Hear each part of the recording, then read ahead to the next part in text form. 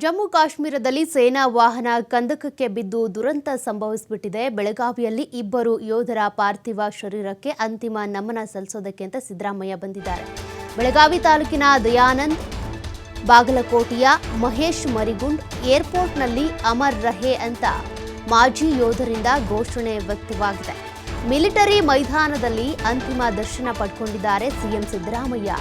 ಹುತಾತ್ಮ ದಯಾನಂದ್ಗೆ ಮಕ್ಕಳು ಇಬ್ಬರಿಂದ ಕೂಡ ಅಂತಿಮ ನಮನವನ್ನ ಸಲ್ಲಿಕೆ ಮಾಡಲಾಗಿದೆ.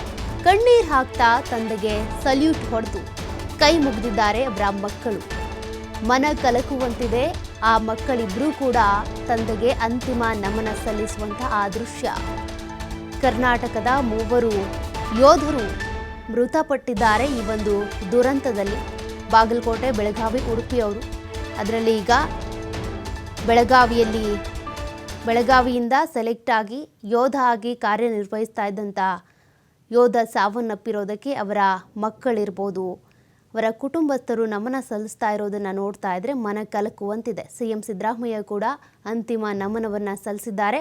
ಸಕಲ ಸರ್ಕಾರಿ ಗೌರವಗಳೊಂದಿಗೆ ಅವರ ಅಂತಿಮ ದರ್ಶನ ಹಾಗೂ ಅಂತ್ಯ ಸಂಸ್ಕಾರ ನಡೆಯುತ್ತೆ. ಅದೆಲ್ಲ ತಯಾರಿ ಕೂಡ ಆಗಿದೆ. ಸಿಎಂ ಸಿದ್ದರಾಮಯ್ಯನವರು ಈಗ ಅಂತಿಮ ನಮನವನ್ನು ಸಲ್ಲಿಸಿದ್ದಾರೆ.